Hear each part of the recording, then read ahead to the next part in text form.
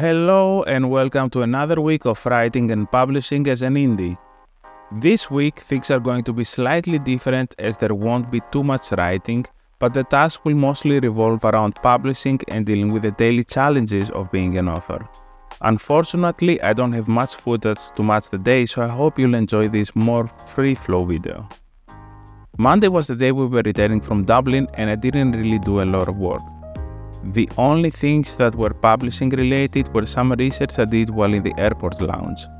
During the conference, I learned that male-to-male romance is a growing genre in Germany, so I decided to look into it while in the airport lounge. I put a couple of hours into researching big authors of the English market and made some notes, but I will need to do more work on it over the week. I also made another big decision that will need even more research, but I will be covering this tomorrow. For today, I will be focusing on offering a retrospective of the conference. This is of course my opinion and my thoughts, and I'm sure others will have different takeaways from it. Such conferences have great talks, but after your first conference you quickly realize that the real value comes from talking to the people after the talks are done for the day. It is the conversations at the bars and restaurants that spark fires which can help our business grow and ourselves as authors.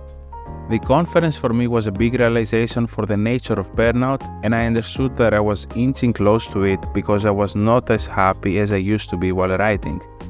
This was the result of many different factors, most of them having nothing to do with writing, but also because the amount of effort I was putting into it did not match the outcome, or at least what I expected. This is true especially because I'm writing such a long story that will not see the light of day for months, but also because I've been far more successful as a publisher than a writer, though being a writer takes a lot more of my time. I reached the point where I was afraid that I would never like writing again, and this was the point where I decided to take a break from writing. I think I might try it again next week, but I want to yearn for it. I want to wake up and can't wait to get to the cafe and dive into the story. If I'm not happy writing, then how is it different to working a corporate job after all? Another big learning from the conference was understanding how certain massively successful people operate. During a talk in the conference, these people were labeled as airplanes, with the biggest example being LeBron James. They work hard, methodically, and are driven by growth, not necessarily money. And I think I'm not an airplane, nor do I need to be one. In fact, trying to act like an airplane is what's causing me problems. And having talked with airplanes, meaning people who are essentially reaching the mountain peak of how big an indie author can become, I understand the difference and how I feel about it. Hopefully, this realization will help me move forward with my publishing and writing career. There were a lot smaller realizations of course, but I think I will spread them out over the week, as I won't be writing at all this week and instead focus on setting up my publishing business for its next stage of growth. I kicked off Tuesday by taking care of all the invoices I gathered while in Dublin. I am all for keeping track of expenses and properly storing them, as it makes my life so much easier and my relationship with my accountant a lot simpler. Next up, I sent February's project to one of our narrators, namely the Lit RPG ebook we published last week. At this point, I didn't have any pressing issues to take care of, so I switched to my second big decision that came from the conference, which is to sell books directly from our website. To make this decision make sense, I guess I should provide some context. You see, there are two ways to earn money as an indie author on Amazon with your ebooks. The first one is by selling the ebooks, for which you get paid a certain percentage minus the delivery fees. The second is through a program called Kindle Unlimited. KU is a buffet-style, all-you-can-read subscription program for readers. The total subscriptions paid per month are summed in a pool that is then paid off to authors according to how many pages of their books were read. Namely, we are getting paid by page reads. But there is a catch. In order to take part in this program, your book must be exclusive to Amazon. So, a big factor in deciding whether it's worth to sell our books on our website is how much money they make through KU. For this reason, I looked at the last 90 days worth of income for all of our titles, removed the latest releases until I had a good idea of how much older finished series were contributing to our bottom line, Having this number enabled me to make a decision that it is at least worth trying, and if it doesn't work, we can bring them back to KU. However, if we're selling on our website, we get to keep a much larger percentage, which then allows us to run Facebook and Google ads, which would theoretically generate even more revenue. And to be clear, this is not a way to just make more money. This is us trying to do the best we can to represent our authors and bring their books in front of as many eyes as possible. So, having understood the situation, and since I think this is worth pursuing, I communicated with the person who designed their website and asked them to look into it. Namely, I want to be sure this is something that we can do sustainably, something we can afford to do, and also something that we can scale on our own. In any case, researching this topic took the better part of my workday, so I guess this was Tuesday for me. The first thing I noticed after waking up was that our next audiobook was released by Audible. Seeing how we'll be annoying our community with blasting tomorrow's release, I decided to postpone promoting this audiobook for Saturday. This is the fifth book in Gia Kella's Realm of Archon series, and with its release, we've crossed the midway point as we only have 4 more books to produce and release, something that will probably happen by the end of the year. So having prepared this promotion, I went back into researching the male romance market. I did manage to finalize my research, meaning I know which people I want to contact, but I was only able to contact a couple of them. And this was because I switched tasks to something that I had not done for a couple of months, and that was updating my ROI sheet. This sheet is essentially the master spreadsheet of my publishing business. In there, I note all books that we have published, how much they cost us to translate, edit, produce covers, as well as ad spend and how much they made. Updating this sheet takes some time, but it's the best way to get an overview of how each series is doing, where it's hurting, and which ones were bad decisions. It's also a good way to see if I'm profitable, since money keeps moving around over the course of the month. Finally, it's the best way to identify the big winners and identify trends in the market, something that gives me a competitive advantage to other people who are doing the same thing. That's not to say that I'm hoarding this knowledge.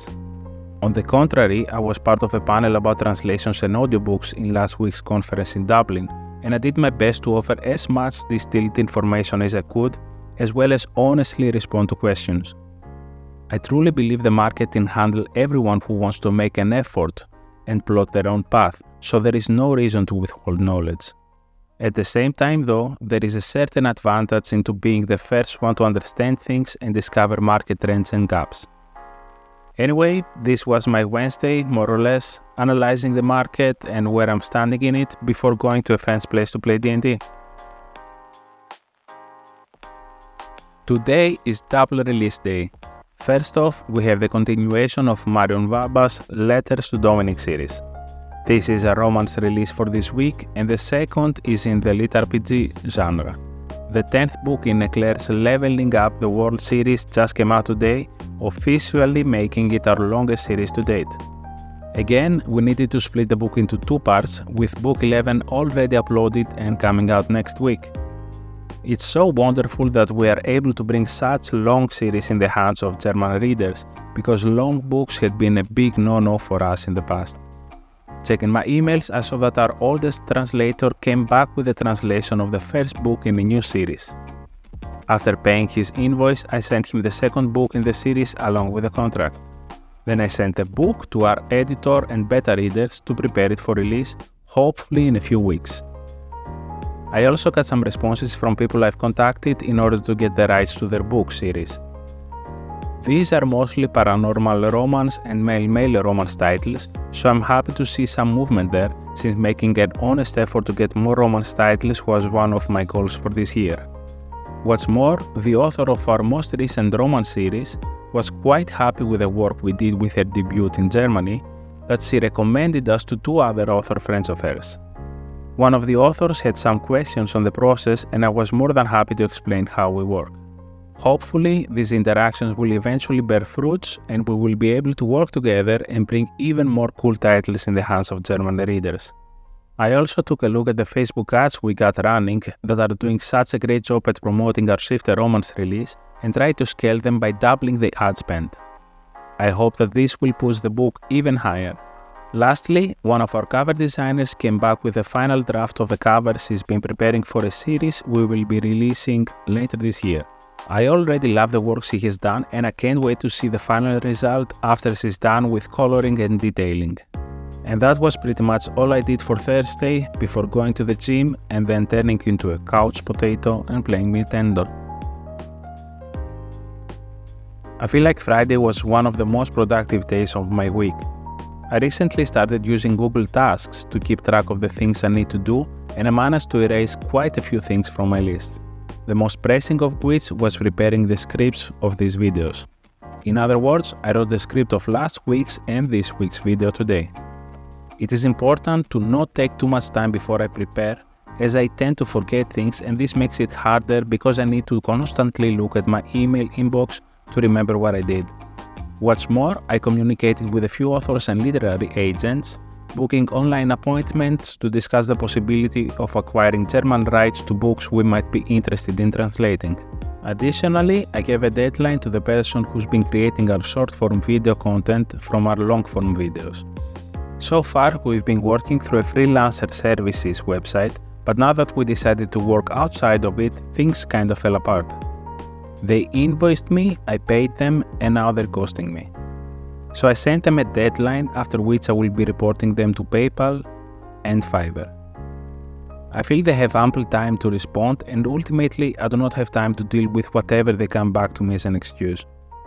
That is not to say that I will never work directly with people, as I do not like generalizations like that, but I'm definitely not going to work with them again.